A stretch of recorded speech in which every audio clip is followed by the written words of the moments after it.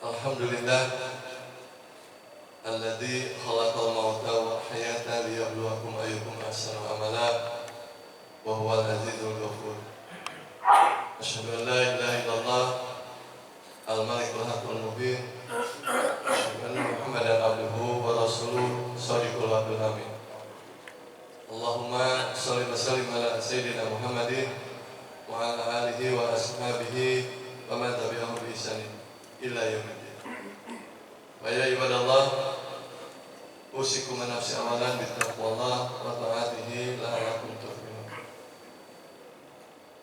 Puji dan syukur hanya milik Allah, yang diantara nikmat yang dilimpahkannya adalah menyampaikan usia kita di hari ke-16 dari Ramadan 1446 Hijriah ini.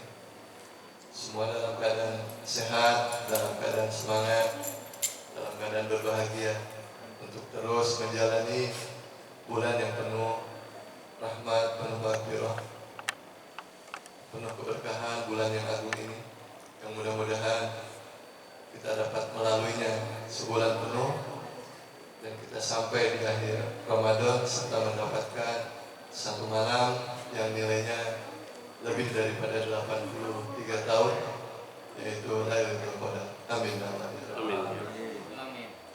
Salawat dan salam kalau kita aturkan kepada junjungan alam suri tauladan kita Nabi besar Muhammad sallallahu alaihi wasallam, kepada para sahabatnya, keluarganya, dan juga para pengikutnya yang tetap setia sampai yaumil akhir, dan mudah-mudahan kita termasuk di dalamnya, serta kita semua juga mendapatkan syafaat dari beliau kala di yaumil jaza. Amin ya Allah.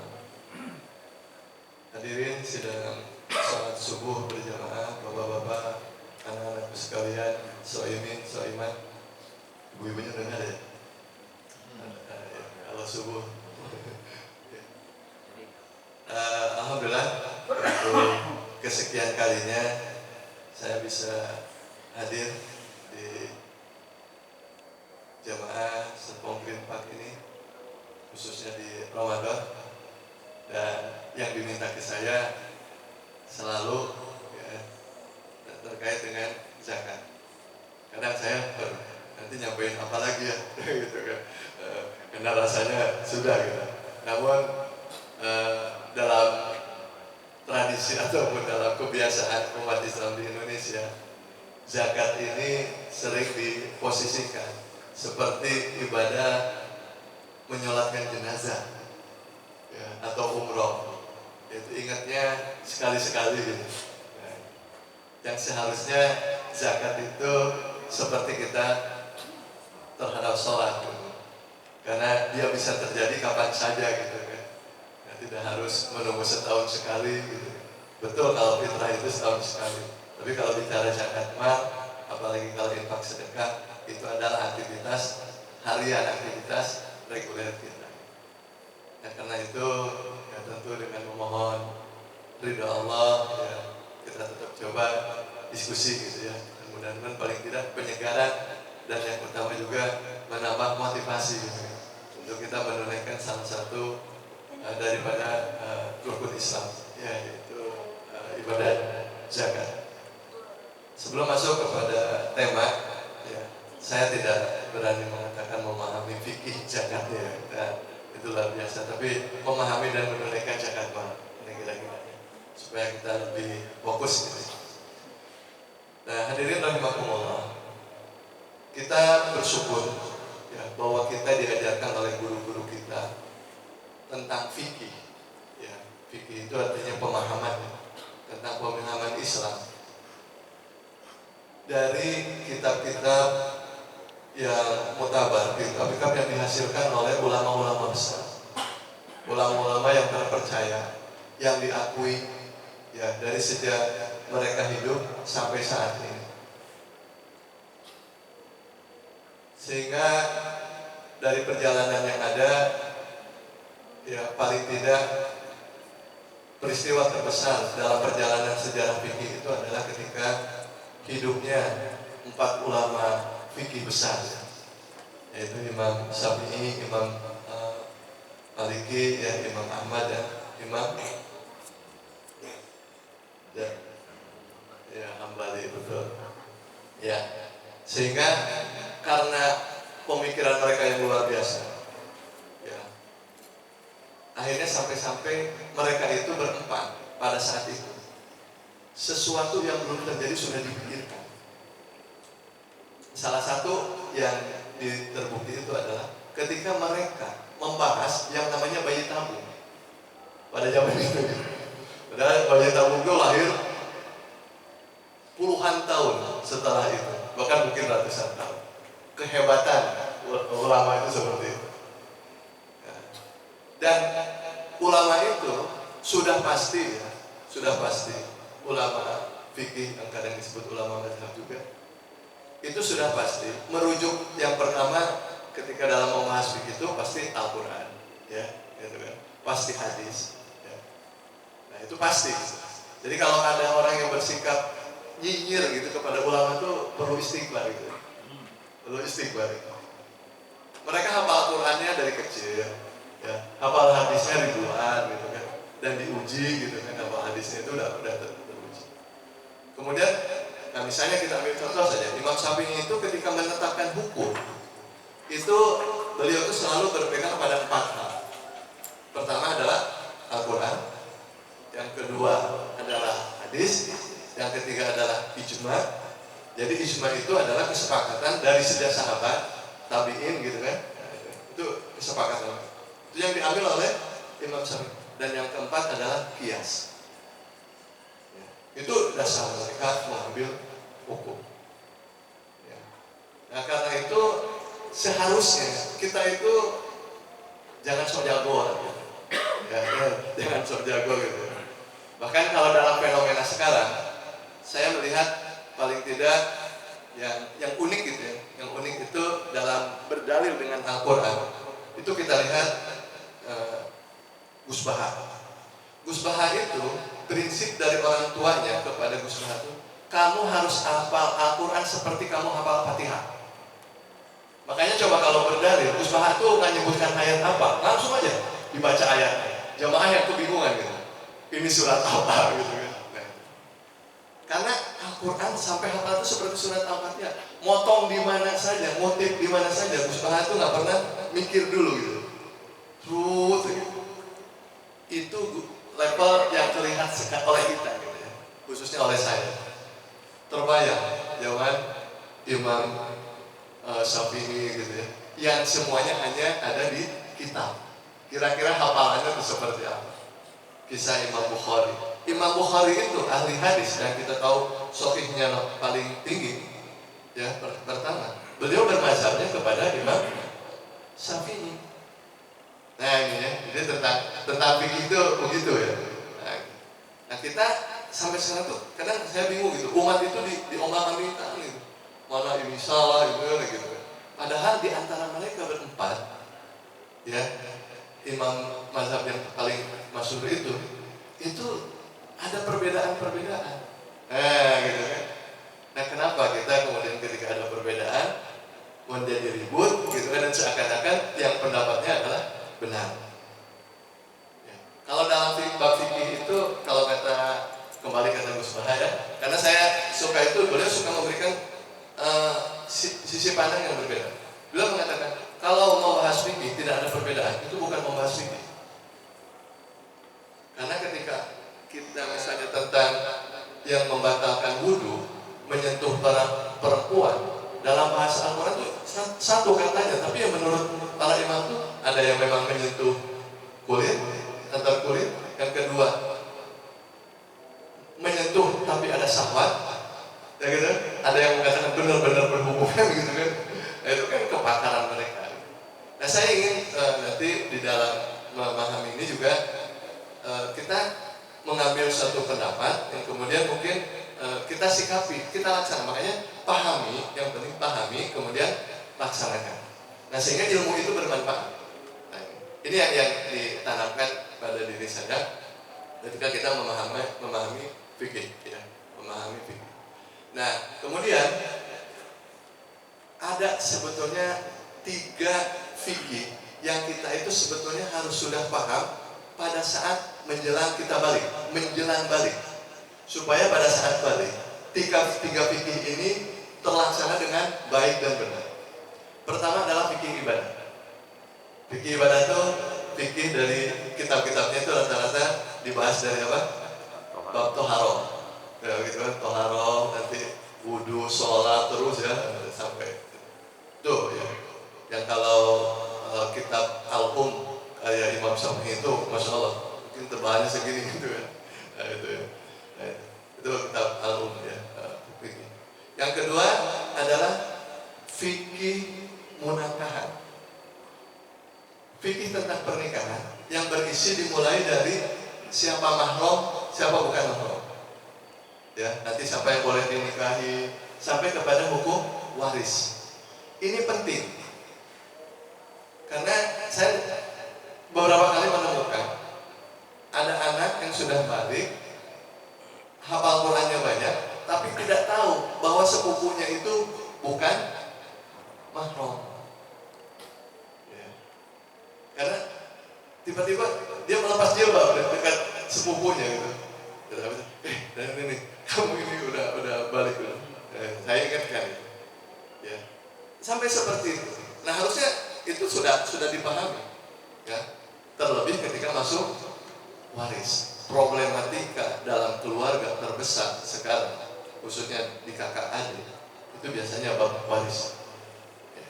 Karena tidak segera dilaksanakan, ditunda-tunda dan akhirnya menjadi masalah besar. Nah, itu fikih munakahat, itu nanti dibahas. Yang ketiga adalah fikih muamalah. Fikih muamalah itu bab jual beli, ya, pinjam meminjam, ya. Karena ketika dalam konteks Islam itu seorang anak laki-laki itu sudah balik, maka sebetulnya transaksinya itu sah, walaupun dalam hukum positif disyaratkan berapa? 18 tahun ya. Nanti yang bisa membuat perjanjian. Tapi dalam Islam ketika dia sudah balik, bahkan kalau anak laki-laki itu ketika sudah balik, kalau dia masih makan dari orang tuanya, posisinya itu dia tuh harus minta persetujuan. Paling tidak dia ngerti gitu bahwa dia harus minta izin. Ya. Bahwa kemudian orang tuanya kan masih anak kita. Itu adalah bab nafilah, keutamaan dari orang tua. Tapi bab kewajiban sudah berbeda antara sebelum balik dengan sesudah balik. Kalau perempuan memang ditanggung oleh orang tuanya sampai dia dinikahkan. Ini diantaranya bab muamalah. Di kita, sehingga kenal misalnya, kalau hutang piutang jarang yang tertulis, udah begitu. Yang menghutangkan biasanya takut kepada yang berhutang gitu kan. Kadang keluarga kalau bahasa di kita ditagih itu lebih galak dia gitu kan. Itu gambaran pemahaman pelaksanaan fikih yang tidak tepat di dalam keseharian kita. Dan banyak lagi permasalahan ya. Belum lagi kalau sudah bicara misalnya ekonomi yang halal yang riba, itu kadang dan dalam hal ekonomi ada bab subhat ya. Subhat itu termasuk di, mudah-mudahan tidak terjadi di SGP. Di Villa Dagoto itu terjadi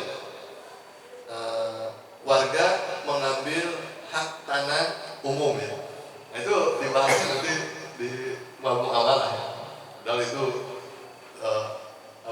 sanksinya itu luar biasa ya. Orang yang mengambil hak tanah orang itu ya, makanya hati-hati gitu kalau kata perbatasan dengan tetangga itu dibahas di bab muamalah. Nah, sehingga harusnya sudah selesai. Nanti ada fikih jinayat, yaitu hukum pidana, itu tentu ketika dia berprofesi dengan. Nah, ini diantara fikih yang sebetulnya harus kita pahami. Nah, ketika berbicara zakat ini ulama memasukkan ada ke dalam fikih ibadah. Ya, ada fikih ibadah, ada yang memasukkan di fikih muamalah untuk zakat ini. Ya, nah itu jadi ada yang membahas di fikih ibadah, ya sebagai bagian dari tadi setelah wudhu, sholat terus dibahas. Ada juga masuk fikih muamalah. Nah, itulah kira-kira referensi kita ya sampai kepada memahami Islam secara komprehensif. Kalau mikir di sini, ya Allah, jangankan menulis atau ini, membaca atau mendapat pelajarannya aja rasanya ya saya gitu ya. Perjalanan itu dari kecil sampai sekarang gitu ya, alhamdulillah masih terus gitu ya dipelajari, paling tidak melengkapi 3 fikih tadi, sehingga kita benar dalam sholat, benar dalam ibadah, benar dalam muamalah, termasuk benar ketika kita di dalam lingkungan keluarga kita. Ya, benar itu dalam arti sesuai dengan aturan syariat. Ya. Nah, coba ditelisik di keluarga kita, ada nggak yang punya sekarang problematika atau paling tidak waris yang belum tuntas? Padahal mungkin orang tua kita sudah meninggal beberapa tahun yang lalu. Saya tuh kadang ketika bertemu dengan teman-teman, akhirnya suka cerita, coba, akhirnya baru pada ngomong, iya, ini begini. Sampai saking takut bermasalahnya, saya nggak mau ngambil, saya bilang, nggak boleh gitu. Ya, sikaplah mau mengambil waris itu karena alasan apa? Takut itu nggak boleh. Dudukkan dulu, selesaikan. Tapi kalau kemudian mau hibahkan, diberikan kepada saudara, tapi harus didudukkan. Jangan lari, terserah kalian ribut. Itu kan sama aja dengan melempar masalah. Nah ini nanti menyangkut harta ya, khususnya terkait dengan zakat. Itu sebagai pengantar. Nah, hadirin rahimahullah, ya, ya saya coba sampaikan pada terkait dengan zakat mal ini, khusus zakat mal ya, nanti kita pembahasannya. Jadi artinya ketika saya ngomong zakat itu berarti poinnya di zakat mal, kecuali disebutkan saya zakat fitrah ya. Baik, hadirin rahimahullah, kalau kita pelajari ya, kita mendapatkan pelajaran dari guru-guru kita, walaupun yang disampaikan itu pendapat ulama ini, pendapat ulama itu ya, tapi semuanya dijelaskan juga mana referensinya dari ayat Al-Quran dan sebagainya. Banyak sekali ya. Saya paling tidak 2 untuk fikih zakat itu yang saya baca atau yang saya baca itu fikih zakat Dr. Yusuf Qaradawi sama fikih sunnahnya Said Sabiq ya. Nah itu kalau ya. Kemudian ketika belajar dari guru ya sesuai dengan yang sudah dibaca dipelajari oleh guru saya gitu kan. Nah di antaranya ketika kita berbicara zakat itu, kalau kita memahami syariat Islam ya, syariat secara umum, misalnya tentang wajibnya zakat, ada ketika Allah menggambarkan dalam surat Al-Baqarah ini, a'udzubillahi minasyaitonirrajim, wa aqimus sholata wa atuz zakata warka'u ma'ar raki'in. Nah ini diantaranya katanya dasar zakat itu sebuah kewajiban ya. Di ayat ini kewajiban sholat, kewajiban zakat, dan kewajiban berjamaah. Kenapa? Karena ruku itu tidak ada ibadah secara khusus ruku gitu. Jadi sehingga kalau dalam pemahaman ya, dirikanlah sholat, tunaikanlah zakat dengan secara berjamaah gitu kan. Nah, itu diantara tafsirnya. Kemudian bahwa zakat adalah rukun Islam, ini bisa dipahami dari hadis ya. Kemudian yang berikutnya, zakat itu untuk siapa saja. Nah itu ada itu nanti dijelaskan ya, referensinya ya, banyak disebutkan itu. Nah kemudian bagaimana cara mengambil zakat, cara mengambil zakat. Nah zakat ini ibadah yang harus dipaksakan sebetulnya, harus dipaksakan oleh pemerintah, oleh negara. Kenapa? Karena perintahnya khudz, ambil ya, khudz ya, gitu kan. Pada dasarnya seperti itu, pada dasarnya ya, pada dasarnya. Khudz. Kalau sholat kan anak-anak kita dilatih sholat, kalau 10 tahun belum sholat nanti boleh dipukul tanpa mencederai gitu kan ya. Kalau tanpa menyakiti ya dipukul mas sakit gitu, tapi tanpa mencederai gitu kan. Nah ya, khudz amalihim seperti itu ya. Itu diantara nas-nas yang mungkin kalau kita baca buku itu insya Allah semua ada di kitab-kitab zakat ya, ayat-ayat ini ketika ataupun hadis ini ketika membahas zakat. Hadirin rahimakumullah. Nah di Indonesia ada keunikan terkait dengan zakat ya. Selain tadi merujuk kepada pendapat-pendapat ulama, kita ya alhamdulillah zakat ini masuk dalam ranah positif, hukum positif. Ya, dengan adanya undang-undang tentang pengelolaan zakat. Betul, judulnya undang-undang pengelolaan zakat, tapi di situ diatur juga fikih zakatnya. Ya. Fikih zakatnya diatur. Terkhusus nanti dari undang-undang itu ada peraturan pemerintahnya, kemudian ada peraturan menteri agamanya. Nah, peraturan menteri agamanya kita lihat ini sebetulnya fikih. Ya, fikih zakat. Syarat dan tata cara penghitungan zakat mal dan zakat fitrah. Itu udah jelas itu. Kalau sudah masuk syarat dan tata cara ya, itu udah jelas masuk fikih. Nah, kemudian ada juga fatwa-fatwa MUI. Ya. Boleh nggak kita menggunakan fatwa ini untuk ibadah zakat atau apa pendapat pemerintah dalam benar? Alhamdulillah, kita termasuk di masjid SGP ini waktu sahur menunggu keputusan pemerintah kan? Iya. Artinya apa? Artinya ketika kita mau melaksanakan sahur itu nunggu dulu keputusan pemerintah.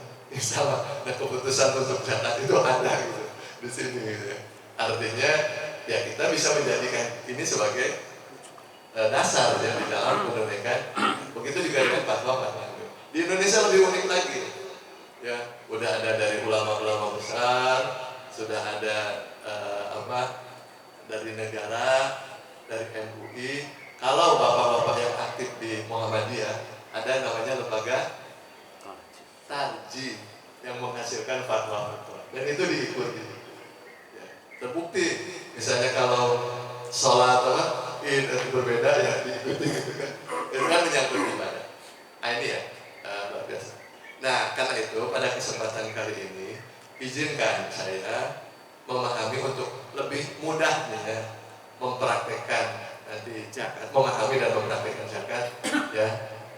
Coba merefer kepada apa yang tertuang di dalam peraturan Menteri Agama ini. Karena saya lihat ya memang kan dirumuskan dari banyak kitab, akhirnya dituangkan di situ. Ya, insya Allah itu relatif lebih memudahkan. Mudah-mudahan seperti itu. Nah, namun sebelum berbicara tentang apa yang bagaimana dalam zakat mal, saya ingin kembali mengingatkan kita semua. Ya. Beberapa prinsip ya, ketika kita ingin memahami zakat. Yang pertama, ya, bahwa zakat itu sebagai rukun Islam dan ibadah wajib. Kita meyakini, mengimani, ya, dan insya Allah sudah melaksanakan. Namun sekarang kita meningkatkan pemahaman kita.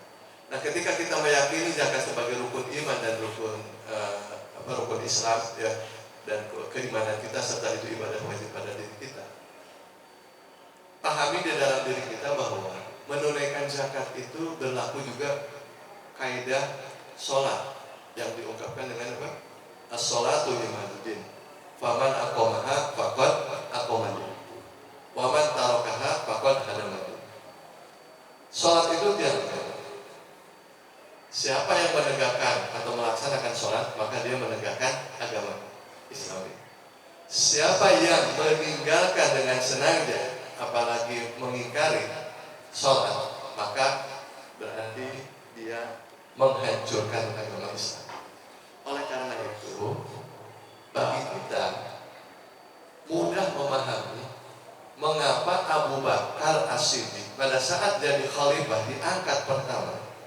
Khalifah, PR pertamanya adalah menghadapi orang yang menyatakan tidak mau bayar zakat, dan beliau dengan tegas, saya perangi. Kenapa? Karena sekelompok orang itu sudah mengikrarkan akan menghancurkan Islam. Lah, ada yang mau menghancurkan Islam kok tidak diperangi, gitu kan? Nah, mudah kita memahami apa yang dilakukan oleh Abu Bakar. Dan dari prinsip ini, yang kedua, berlaku syarat dan rukun wajib. Nanti ada syarat-syaratnya, zakat itu seperti apa, ya seperti sholat ya. Dan ada rukunnya dalam zakat. Ya, ada rukunnya. Rukun ibadah wajib atau rukun ibadah. Ya. Pada dasarnya, kalau kita kelompokkan besar ada dua ya. Yang pertama niat, yang kedua tata caranya. Kalau tadi yang masuk ke masjid ini, ya setelah iqomah atau ya setelah azan, sholat 2 rakaat pertama, kemudian dua rakaat kedua. Kita tahu kan semua 2 rakaat pertama adalah tahiyatul masjid. Rakaat kedua adalah 2 rakaat kedua qabliyah. Apa yang membedakan dua sholat itu?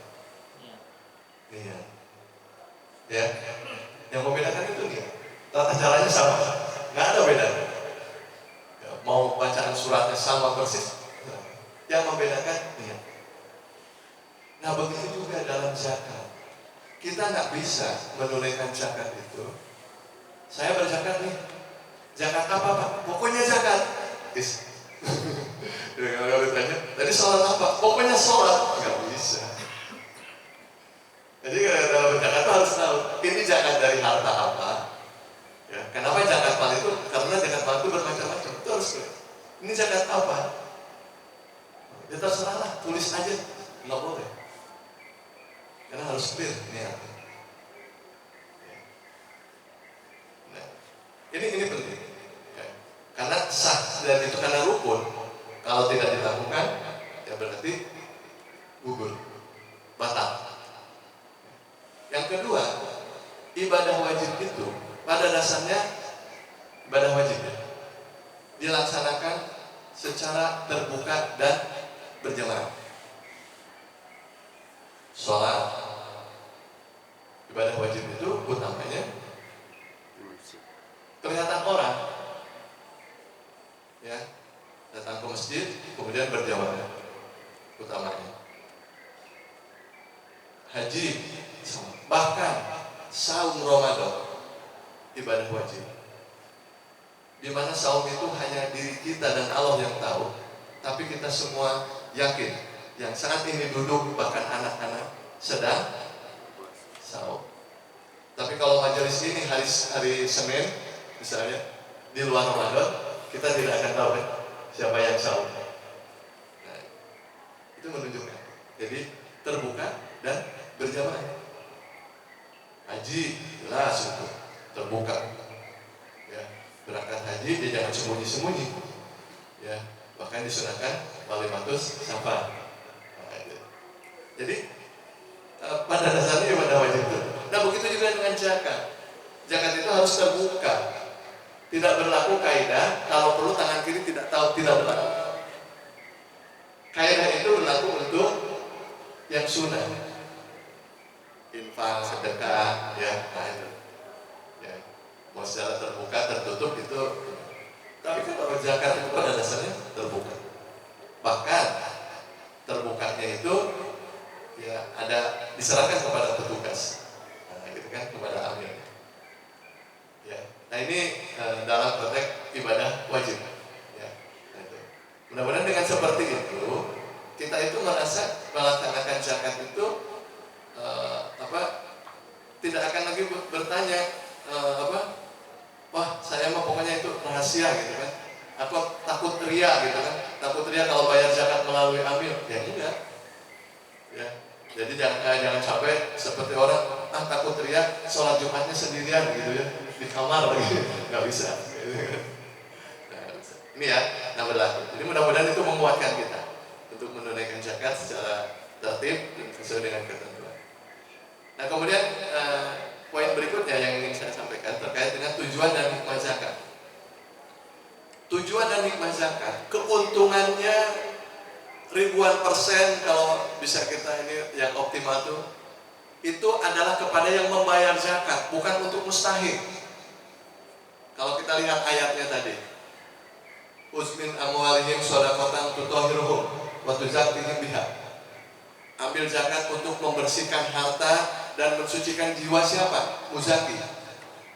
Ya. Kemudian ditambahkan lagi, washolli alaihim inna sholataka sakanul lahum. Dan berdoalah kalian untuk para muzaki itu, wahai amil zakat, ya, agar muzaki itu hatinya tentram, jiwanya tentram. Jadi mensucikan harta, mensucikan dan menenteramkan jiwa muzaki. Masya Allah. Kemudian muzaki juga bisa kategorikan orang beruntung.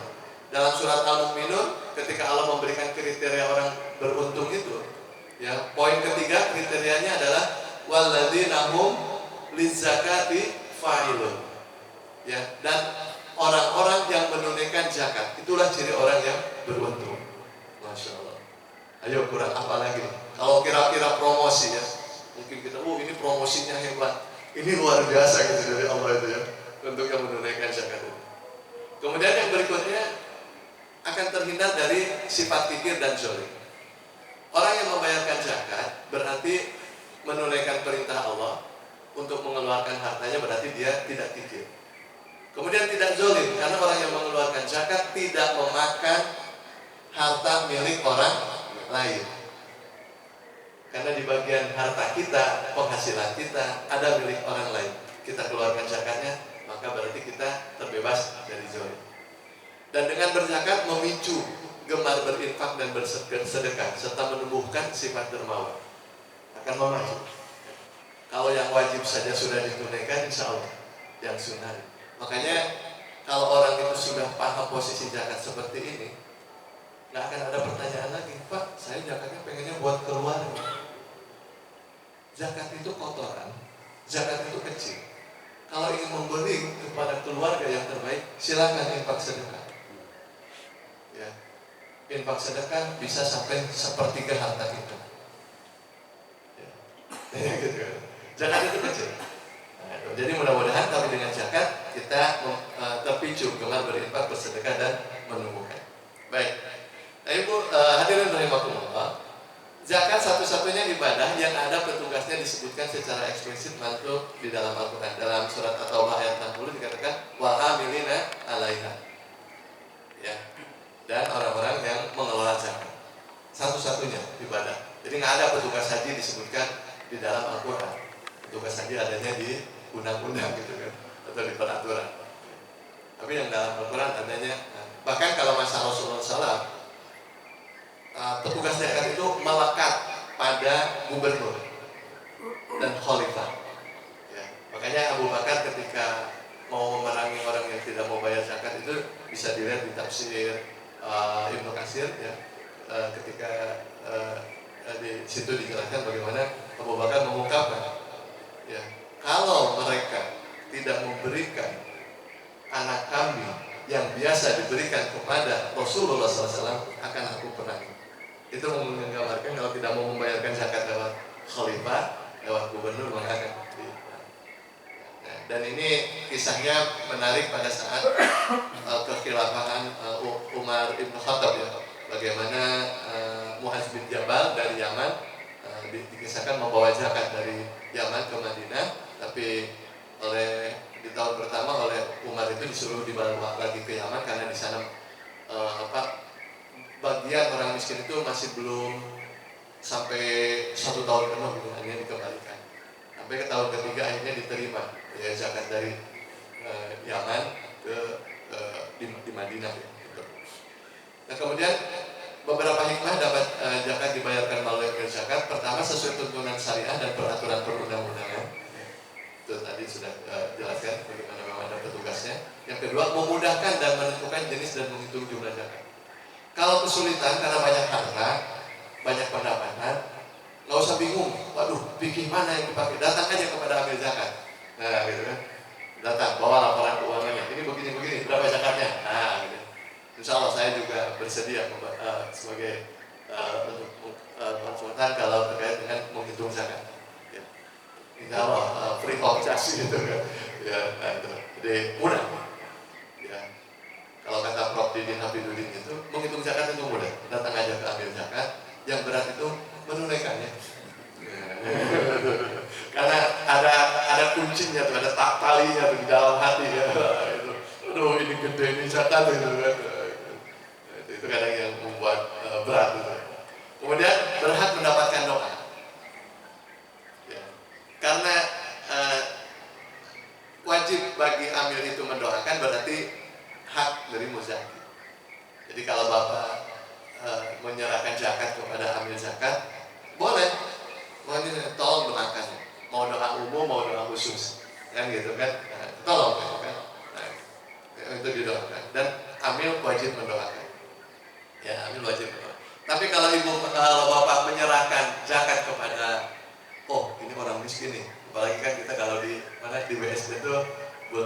tanggal-tanggal sekian itu banyak orang bawa gerobak gitu kan. Nah, itu kan bawa gerobak. Bapak yakin tuh, oh ini orang miskin. Saya serahkan zakat ke dia. Tolong doakan saya. Terus dia nggak mendoakan, nggak boleh marah. Bahkan ketika dia tidak berterima kasih juga jangan marah. Kenapa? Karena itu hak dia gitu kan.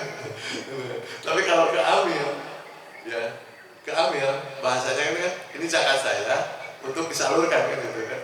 Jadi berhak untuk doa. Nah gitu ya. Ya kemudian ada secara administrasi kenegaraan juga bisa mendapatkan bukti setor zakat. Kalau mau nanti diperhitungkan dengan penghasilan kena pajak. Ya.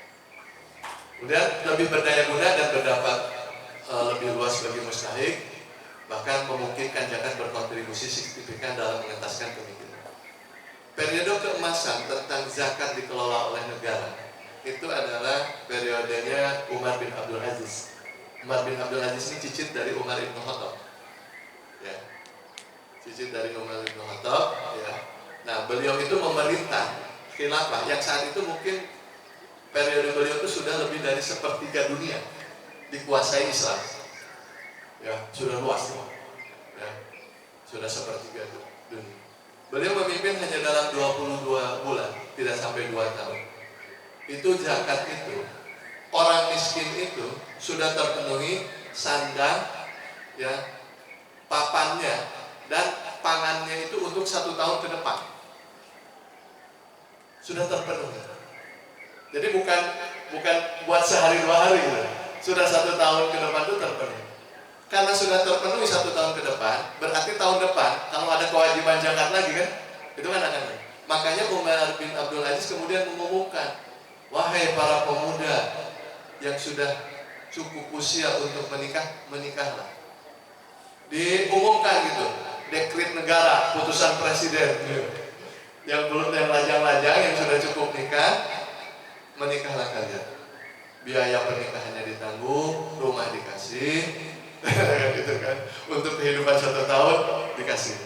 Kira-kira di kita banyak nggak kalau program itu ada itu? Nah, jadi yang mau nyalamin presiden, bikin itu ada program itu. Ya. Itu ada di masa Umar bin Abdul Aziz. Ya, saking melimpahnya harta zakat. Ya, nah, seperti itu. Bukan tidak ada orang miskin, tapi orang miskin itu terjamin sampai tadi 1 tahun. Makanya nanti kalau kita baca di dalam fikih tentang berapa besar yang harus diterima oleh mustahik, ya, insya Allah pendapat Imam Syafi'i mengatakan harus cukup untuk 1 tahun ke depan. Ya, karena itu sudah dipraktekkan, gitu kan, sudah dipraktekkan, luar biasa. Nah ini ya. Tapi kalau dilakukan sendiri-sendiri, sebesar apapun zakat dari bapak-bapak itu nggak akan mungkin bicara mengentaskan kemiskinan, paling melestarikan kemiskinan, karena orang itu jadi tergantung. Nah, ya. Nah ini diantara hikmah. Mudah-mudahan ini sekali lagi buat saya bisa memotivasi kita betapa membayar zakat, ya, termasuk kepada amil, ya, atau khususnya ke amil, itu memotivasi kita. Ya. Nah, hal lain di dalamnya, pertama pengambil zakat itu di Indonesia ada Basnas, ada lembaga ambil zakat, ya. Ya. Kemudian, nah di sini barulah, ya, bicara tentang zakat, syaratnya dan bagaimana. Ya, di aturan ini sendiri meliputi zakat mal dan zakat fitrah. Kalau zakat fitrah itu udah gampang saja, ya, dengan beras 2,5 kilogram atau 3,3 liter itu di undang-undang ini dituliskan dan diserahkan di dalam bulan Ramadan maksimal, ya. Jadi sesudah masuk Ramadan maksimal, ya, itu malam terakhir sebelum sholat id maksimal. Ya. Tapi karena untuk kemudahan administrasi kita, ya kadang kan misalnya panitia minta 2 hari sebelumnya sudah selesai. Kenapa? Supaya disalurkan kan gitu kan. Itu lebih kepada mekanisme teknis. Yang mekanisme teknis ini yang kadang menuntut jadinya mungkin fikih nggak harus di hari terakhir gitu kan, walaupun abdolnya begitu kan. Nah, kenapa ya? Karena ini berbicara teknis, akhirnya jangan sampai karena urusan teknis zakat amil tidak sempat menyerahkan kepada mustahik kan gitu kan. Nah, gitu. Di sini kemudian yang kedua, zakat adalah harta kemudian dikeluarkan oleh seorang muslim atau badan usaha. Nah di sini dalam aturan itu, dan ini sesuai dengan fikih ya, subjek zakat, subjek itu adalah individu dan badan usaha. Individu suami dengan istri itu terpisah dalam konteks zakat, independen konteks zakat ya. Karena nanti suami punya penghasilan, istri punya penghasilan, suami punya harta, istri punya harta ya, itu independen ya, independen ya. Jadi tidak semerta-merta digabung-gabung, tidak, independen ya, independen. Misalnya saking baiknya penghasilannya dua-duanya belum sampai nisab, tapi yuk kita gabungkan biar apa? Biar bayar zakat. Enggak bisa begitu ya. Makanya di sini subjek hukumnya adalah individu, dan individu ini mau mukalaf atau belum mukalaf. Jadi kalau ada anak punya harta warisan dari orang tuanya sudah meninggal, maka walinya itu harus ngurus juga zakat. Ya, makanya ketika dalam Al-Quran banyak ya tentang harta anak yatim. Nah itu salah. Jadi individu ini sekali lagi ya, subjek zakat, jadi yang akan membayarkan zakat itu ada individu, ada badan hukum. Individu itu bisa laki, bisa perempuan, dan masing-masing terpisah, serta anak-anak. Bahkan orang gila sekalipun. Ya, kalau anak-anak dan orang gila tidak wajib sholat ini ya, yang masih ini. Tapi khusus untuk zakat, karena yang dikenakan adalah hartanya, maka harus dikelola oleh wali. Jadi kalau diantara bapak-bapak ada yang punya tanggung jawab mengurus anak yatim, kemudian dia punya kemampuan keuangan, perhatikan kewajiban zakat. Ya, nah, ya ini di sini. Kemudian badan usaha itu apa? Nggak bisa berbadan hukum, bisa juga tidak. Jadi yang punya toko gitu kan, nah itu sudah dianggap badan usaha. Pisahkan dari diri kita. Punya toko kelontong ya. Pisahkan dari diri kita. Mungkin kita punya emas, ini toko, nah dipisahkan. Berarti kita sebagai individu nanti zakatnya untuk simpanan, harta simpanan dan yang lainnya, tokonya nanti juga bayar zakat sendiri. Nah, gitu ya. Jadi bisa badan hukum atau berbadan hukum seperti PT. Ya, nah kemudian yang berikutnya, nah ini kita betul-betul baru masuk kepada fikihnya gitu kan, dalam konteks artinya apa jenisnya. Menurut undang-undang ada 9 jenis zakat: emas, perak, dan logam mulia. Nah ini satu klaster, uang dan surat berharga satu klaster, perniagaan satu klaster, pertanian, perkebunan, dan kehutanan satu klaster, peternakan, pertambangan, perindustrian, pendapatan dan jasa, dan rikas. Ya ini untuk menghitung zakat tadi sudah saya sampaikan. Nah, sekarang kita praktekkan. Tadi di awal saya katakan bahwa sebagai ibadah maka ada syarat dan rukunnya. Syarat harta dikenakan zakat. Jadi subjek tadi punya harta nih, ya baik individu maupun badan hukum, badan usaha. Syaratnya milik penuh. Milik penuh itu artinya kalau ada yang digadaikan itu tidak dikenakan zakat. Nah, gitu kan. Atau sengketa, ya itu tidak. Itu kepemilikannya belum penuh. Halal. Zakat hanya dikenakan atas harta halal. Zakat bukan untuk membersihkan harta haram.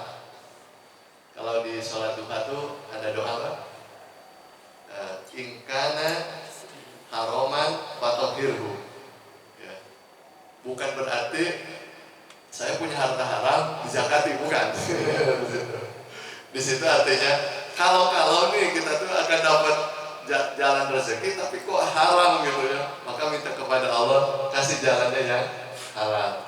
Nah, gitu. Kasih jalan yang halal, jangan jalan yang itu gitu. Nah, gitu.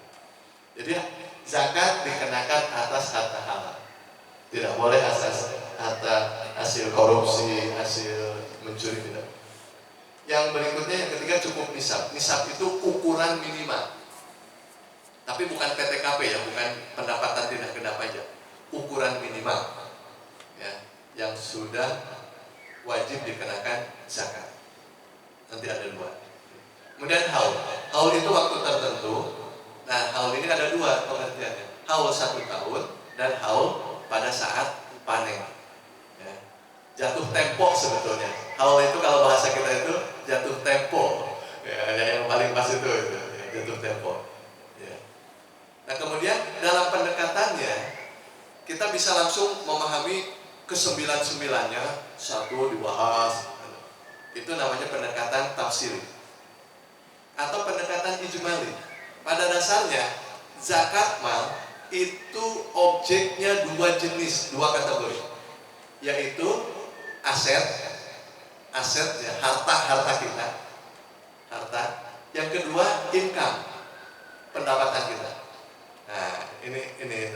Nah, saya akan menyampaikan rumusan yang ada di peraturan ini dengan pendekatan ijmali, sehingga seperti ini. Ya, nah itu di kolom kedua dan ketiga. Kolom kedua itu aset, kolom ketiga adalah pendapatan ya, atau income. Ya. Bisa membedakan ya antara aset dengan pendapatan ya, gitu ya. Kalau yang orang akuntansi, kalau yang bukan akuntansi, clear lah gitu. Antara aset dan pendapatan. Suatu saat pendapatan bisa menjadi aset. Ya, kan itu kan. Suatu saat pendapatan bisa menjadi aset. Ya. Contoh misalnya dari gaji bapak-bapak nanti bisa diberikan mobil kan gitu kan. Nah, ya. Jadi ada aset, ada pendapatan. Nah, ketika kita ingin memahami saya sebut di sini indikator nisabnya. Nisab aset itu adalah 85 gram emas. Sekarang 85 gram emas itu senilai sekitar 144 juta kalau dikalikan 1.700.000 ya, 144 juta. 2 tahun lalu masih 1 juta kalau nggak salah, 3 tahun ya. Nah sekarang ini udah 1.700.000 dan gampang konversinya. Kalau istilah di dunia travel itu kursnya mau pakai kurs apa? Kurs Google gitu. Jadi bukan kurs BI lagi, bukan kurs bank apa gitu kan, enggak. Tapi kurs Google katanya. Jadi kalau saya transaksi dengan teman-teman di mana? Di Saudi, pakai kursnya kurs apa nih? Kurs Google. Nah, nanti dilihat hari ini berapa gitu. Kan kemarin sempat ada yang kurs Google ya. Dari 16.000 tiba-tiba muncul jadi 8.000 gitu. Wah itu kacau dong, wah ribut itu di transaksi dengan teman-teman di Saudi ya. Nah itu ya, jadi 85 gram nanti bisa dilihat. Sementara pendapatan nisabnya itu ke gabah 653 kilogram. Ya, gabah tapi disepakati harganya harga beras. Jadi dikali 12 sekitar 7 juta sekian, kali 12.000 sekitar 7 juta sekian ya yang dipakai. Karena berasnya standar di tengah masih itu mungkin bahkan sudah di atas 12 ya sekarang. Saya udah nggak tahu nih yang standar. Kalau dulu kan masih ada yang 10.000, 14.000 tuh yang beredar gitu ya. Kecuali yang punya makan dari nasi yang berasnya mungkin harganya tinggi gitu ya. Nah haulnya kalau aset itu 1 tahun hijriah. Sementara pendapatan yaumah hasodi pada saat panen. Ya, pada saat panen. Kadar atau tarifnya itu di aset itu pasti 2,5%. Sementara di pendapatan bisa 5%, bisa 10% atau 20%. Nah, itu yang ada di bawah. Lihat aja di bawah ya, ringkas. Nah, pengelompokannya seperti ini. Seperti ini. Emas, perak, dan logam itu ke aset.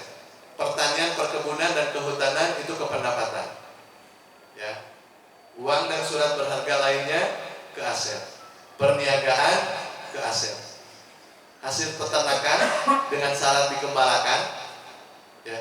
Jadi untuk yang kategori peternakan itu yang digembalakan di tempat penggembalaan umum. Saya kalau ke Indonesia ini yang masih berlaku di daerah itu di NTB, NTT, sama Aceh. Itu masih biasa. Kalau di kita mungkin kalau ada digembalakan di tempat umum pertama udah nggak ada tempat.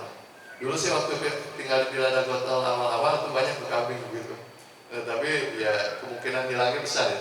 Tapi kalau di Aceh, di NTB, di NTT itu masih relatif aman. Ya. Nah itu dikembangkan itu. Kemudian hasil perikanan, ya hasil perikanan, ya itu ada dua posisi, ya di aset dan di pendapatan. Pertambangan sama di aset, perindustrian perindustrian dibagi dua, bidang produksi. Jadi kalau ada yang membuat misalnya frozen food, nah itu bidang produksi. Perindustrian bidang jasa, kalau yang punya kos-kosan gitu kan, rental, itu di bidang jasa. Dan yang bidang jasa ini juga ada di aset, ada di pendapatan. Pendapatan dan jasa juga sama, ada di aset dan ada di pendapatan. Kemudian rikas itu di pendapatan. Yang ada di dua posisi secara fikih itu menggunakan yang namanya kiatus sabah, kias kepada dua hal. Ya itu kias kepada dua hal.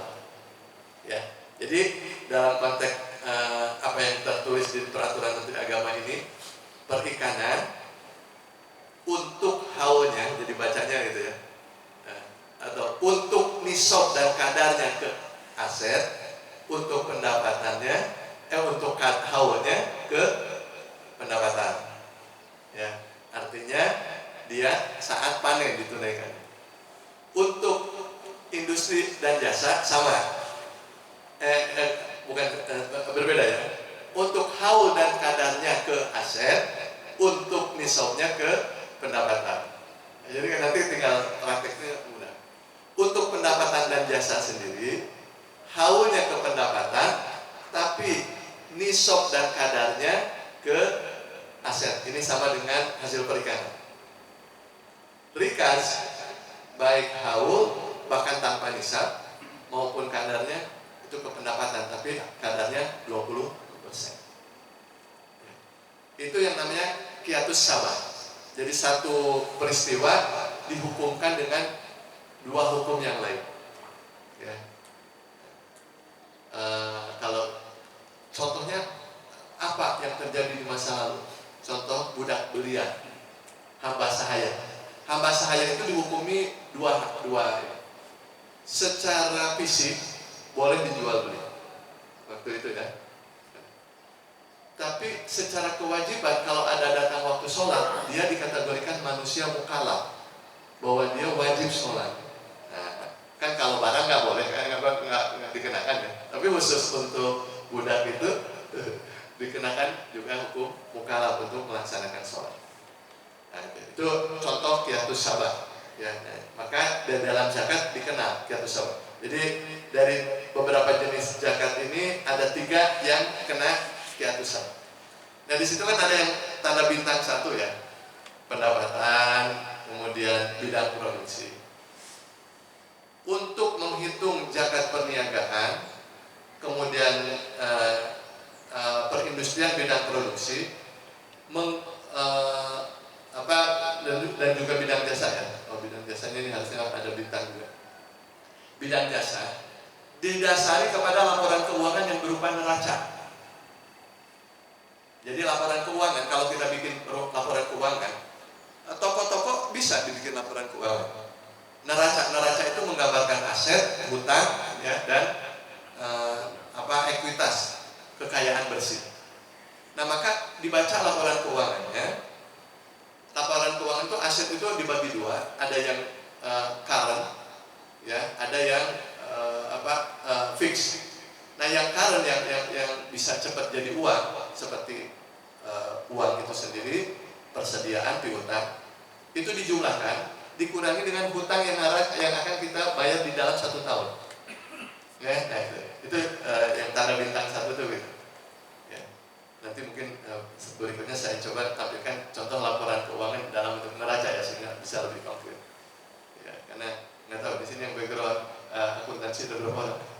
Khawatir jarang baca laporan keuangan misalnya. Ya, itu ya. Jadi itu cara menghitungnya. Kemudian kalau yang kedua, yang ada bintang 2, itu adalah bicaranya dari produksi atau hasilnya. Ya, dari produksi atau hasilnya, dan itu sifatnya bruto, total, ya, bukan dari net. Kita ambil contoh yang paling ini adalah hasil perikanan. Kalau bapak-bapak punya kolam, apa? Empang ya, atau tambak gitu kan. Itu ya, entah di daerah pantai atau di mana Ciseeng, kan banyak tuh orang itu punya kolam di sana. Nah itu kita coba praktekkan, ya, kita coba praktekkan. Pertama, kapan dia harus bayar zakat? Pada saat dipanen. Jadi pada saat dipanen, nah di situ, wah, lihat nih, harus bayar zakat atau tidak. Nah, caranya gimana? Dihitung, ditimbang. Oh, dapatlah 1 kintal, 100 kilo ya, 100 kilo. 100 kilo itu sekarang kalau dijual, katakan dapat 20.000. Berapa tuh Pak Beja? Jadi 200 juta. 200 juta ya. Nah, berarti dapat 200 juta tuh ya, nilainya. Nah, karena di sini tertulis bahwa hasil perikanan itu nisabnya ke emas, maka dihitung harga emas pada hari itu berapa? Misalkan 1.700 kali 85 gram, berarti 144 juta sekian. Tadi hasil panennya berapa? 200 juta. Sementara harga emas 85 gram 144. Berarti dia sudah wajib zakat atau belum? Sudah, karena sudah sampai bahkan di atas 144. Berapa zakatnya? Nah, di situ dituliskan hasil perikanan kadarnya ke aset. Artinya zakatnya cukup 2,5%. 200 juta kali 2,5% berarti 500 ribu. 500 ribu. 200 juta. Oh, 200 juta. Oh ya, 5 juta. 5 juta. Nah itu ya. Jadi ini tabel ini begitu membacanya. Ya. Nah, mudah ya, tinggal praktekkan. Sekarang, nah untuk prakteknya apa? Prakteknya Bapak tinggal, kalau saking banyaknya aset dan pendapatan, tinggal diklasterisasi saja. Ini mana yang masuk kelompok emas, perak, dan logam mulia. Emas, perak, logam mulia itu nanti intinya harta simpanan yang sifatnya di luar uang dan surat berharga. Kalau punya emas, punya permata, berlian, motor-motor antik, lukisan, itu masuk di situ. Di nomor 1 ya. Itu di nomor 1. Ya. Di nomor 1 ya. Nah, ya. Karena tetangga adik saya di Tasik itu ada punya 3 atau 4 rumah full dengan Vespa antik, gitu kan. Dan memang dijual waktu itu tahun lalu, Ramadan tahun lalu diceritakan salah satunya dibeli sama Andre Taulani, harganya ratusan juta tuh. Gitu. Nah itu jadi kalau punya harta simpanan di luar uang dan surat berharga, masukkan di poin yang pertama tuh. Digabung aja. Ya, digabung aja. Jadi emas, perak, dan logam mulia. Kalau punya uang, surat berharga, kemudian kayak asuransi anak untuk depan ya, nah itu masuk di poin kedua. Ya, obligasi, sukuk ya, nah itu masuk di poin kedua. Saham ya. Kemarin di Masjid An-Nur Villa Jombang Baru presentasi ibu-ibu ya. Saya memang investasi di awal beli sukuk Pak. Oh, alhamdulillah. Tapi setelah acara gini ya datang ke saya mau konsultasi gitu. Nah, ya. Ibu-ibu. Nah, itu masuk di poin kedua. Perniagaan, perdagangan apa saja? Ya, selama perdagangannya halal ya. Bukan narkoba, bukan ya, perdagangan yang halal ya, sesuai dengan hasil peternakan tadi syaratnya digembalakan. Hasil perikanan mau ikan apa saja ya, termasuk belut ya gitu kan. Nah, itu ada situ ya. Digabung aja. Misalnya punya 5 kolam, ini belut, ini ikan lele, ini ikan nila gitu. Digabung aja itu ya. Nama ada kawin ya, gitu ya. Nah, kemudian pertambangan ya, pertambangan jelas nah, termasuk galian C. Galian C masuk di pertambangan ya. Bidang produksi tadi sudah saya contohkan ya, misalnya home industry ya, itu. bidang jasa tadi kalau yang kos-kosan gitu kan, nah itu masuk di situ ya, rental. Ya, pendapatan dan jasa ya, pendapatan dari gaji, jasa di sini seperti jasa dokter gitu kan, nah itu masuk di pendapatan dan jasa. Kalau rikas itu barang temuan ya, tapi bukan temuan di jalan ya. Kalau kita mau cek 500 juta di jalan, nah itu pasti ada yang punya gitu kan. Contoh barang temuan itu waktu saya di Basnas itu ada penemuan mangkok dan piring yang kapal tenggelam gitu ya. Nah itu dari waktu itu di Seknek ada sekitar 12 ribuan. Nah itu Pak, saya contoh ringkas gitu kan orang itu. Ya, jadi memang mereka mencari gitu. Kemudian kalau dalam konteks kita itu hadiah. Nah, hadiah hati-hati ya. Hadiah itu ada yang haram, ada yang masuk kategori judi, ada yang memang tidak. Salah satu yang kategori judi itu kalau misalnya ada di telepon di pulsa ya, misalnya operator, poin Anda bisa ditukar untuk dapat hadiah, itu nggak boleh, ya, nggak boleh. Tapi kalau kita beli barang di toko, kemudian ada kupon, ya kan? Nah, kuponnya diundi, nah itu langsung hadiah. Tapi kalau kita mengeluarkan sesuatu dari diri kita khusus untuk itu, nah kayak tadi poin itu celah judi sebenarnya. Ya, nah itu ya, itu hati-hati. Nah, itu jadi hati-hati. Jadi hadiah dalam konteks misalnya beli motor, ada kupon diundi dapat mobil, nah itu hadiah ya, gitu kan. Tapi juga jangan diniatkan, mas saya nggak perlu motor nih, tapi ini siapa tahu dapat hadiahnya, itu hati-hati ya. Itu bapak lihat ya, nah, gitu ya. Itu hati-hati ya. Tipis antara hadiah yang karena faktor judi atau bukan. Nah itu ringkas ya. Ya udah, tinggal praktekkan aja. Jadi dengan slide ini mudah-mudahan bisa dipahami. Nah untuk ternak unta, ternaknya ini udah tinggal buka slide ini saja. Nah sebagai tambahan, nah ada catatan di bawah. Ada beberapa kaidah yang harus kita pahami. Pertama, kita tuh harus mempunyai catatan sendiri atas zakat itu. Jadi kalau tadi ada 9 klaster, masing-masing harus punya catatan. Ya, dan jangan karena niat baik pengen itu, yang harta itu sudah terpisah, ya, tapi kemudian digabung-gabung. Ya, misalnya tadi, contoh pendapatan istri sama suami, udah digabung biar kena dia nggak bisa. Ya. Atau yang sudah tergabung dipisah-pisah. Nah, misalnya ada 3 orang jamaah membuat usaha bisnis bagus nih, maju, kena zakat. Wah, tapi kalau kita bagi 3 nggak masuk nisab nih. Udah itu. Jadi jangan diakalin gitu ya. Ya jangan, apalagi dikadalin gitu ya. Ya, nah, itu tidak boleh. Jadi sendiri-sendiri. Jadi sesuatu yang sudah terpisah, yang tergabung jangan dipisahkan. Ya, jadi seperti itu ya prinsipnya. Karena yang kedua, kemungkinan jatuh haulnya itu akan beda-beda. Jadi emas kapan? Nah, haul ini atau jatuh tempo ini penting buat kita harus tahu titik start kapan kita menghitung haul. Makanya kalau yang rumah hasodi enak kan? Ya kalau yang pendapatan tadi enak, kapan panen bayar ya. Nah, tapi yang aset kita harus tahu kapan titik awal kita menghitung haulnya. Misalnya kita hanya punya emas nih, harta simpanan, maka kita harus tahu kapan kita pertama punya senilai 85 gram.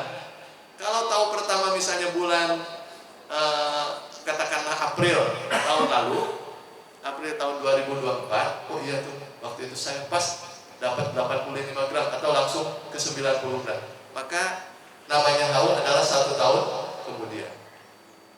Nah, kalau tahunnya April, sekarang kan gampang ya pakai ini, cari hijriahnya.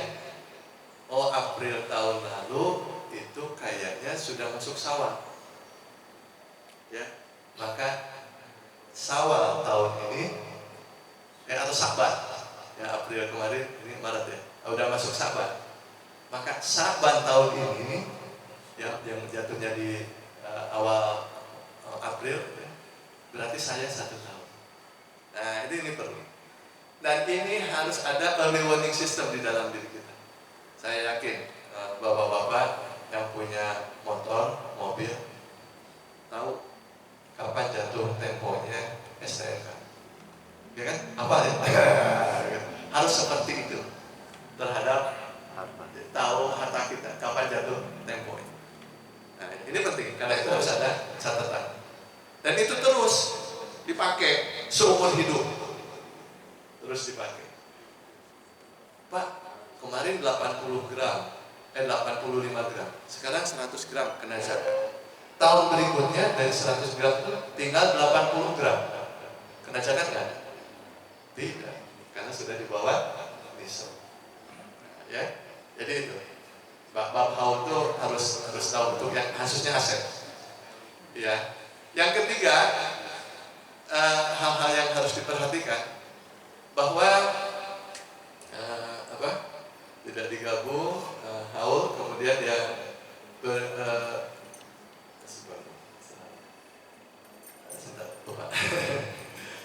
nah itu ya, jadi harus punya catatan ya, supaya tadi digabung. Ya. Oh ya, yang ketiga, jangan biarkan harta habis dengan zakat. Nah ini, ya ada. Jadi kalau seperti bapak tuh punya emas saja, punya emas 100 gram, disimpan aja, dan nggak nambah-nambah, lama-lama itu habis dengan zakat. Artinya apa di sini? Memang kita itu didorong untuk produktif. Ya. Emas kalau sekarang 100 gram kali 1.700.000 berarti 170 juta. Kalau bisa dijadikan kontrakan, ya, maka yang kena itu bukan fisik kontrakannya. Yang akan dinilai itu adalah hasil kontrakannya. Ya kan begitu. Artinya produktif. Ya memang Islam itu mendorong untuk harta itu produktif. Nah gitu ya. Itu jadi jangan biarkan harta habis dengan zakat. Ya. Jadi kalau punya 1 kilo juga kalau nggak berkembang ini nggak bisa habis gitu nanti. 2,5 terus ya. Akhirnya kesulitan seperti orang-orang yang tinggal di daerah Menteng ya, kesulitan bayar PBB gitu. Sama nanti juga gitu kan, seperti itu ya. Makanya ini tuh beberapa kaidah yang harus kita pahami tanamnya. Jadi saya tulis suka lupa dulu. Baik, nah itu ya catatannya. Jadi kalau dengan seperti itu kita bisa paham melaksanakannya, sehingga pada ujungnya untuk menunaikan zakat, ya, sekali lagi menghitungnya mudah, menunaikannya yang berat. Nah maka supaya menunaikannya mudah, tinggal telepon aja Basnas atau lembaga amil zakat. Ya. Nah sekarang Basnas dulu di sini jadi unit pengguna. Nah sekarang untuk dari swasta ada namanya unit layanan zakat. Nah, jadi masjid atau yayasan itu bisa menjadi unit layanan zakat dari lembaga amil zakat atau menjadi UPZ dari Basnas. Demikian ya, yang bisa saya sampaikan. Mudah-mudahan mengingatkan kembali dan memotivasi kita untuk menunaikan zakat dengan baik dan benar, ya, sehingga pahalanya tidak kalah besar dengan amal ibadah kita yang lain di bulan Ramadan. Wallahu a'lam bishawab. Demikian, saya kembalikan ke moderator. Ya, terima kasih Pak Ustaz yang sudah mau berbagi kita tentang zakat mal hari ini. Nanti lanjut secara teknis penghitungan itu Ustaz. Nanti kalau kita ke bahasa mungkin teleponnya mampir kemana. Nanti next time kita belajar menghitung zakat, mungkin sisi zakat yang perdagangan ya, punya aset dan sebagainya di latihan kita hitung-hitungan. Tapi kalau dalam akuntansi sudah terbiasa kalau misalkan aset sama dan pendapat dan sebagainya penghasilan. Pak Ustaz, Bapak Ibu ada pertanyaan atau kita langsung minggu yang berapa? Kalau zakat mah kadang-kadang sesuai asing hitungnya, yang penting niatnya insya Allah nanti ZIS di Al-Rahman akan kita mulai tanggal 20 Ramadan atau biasanya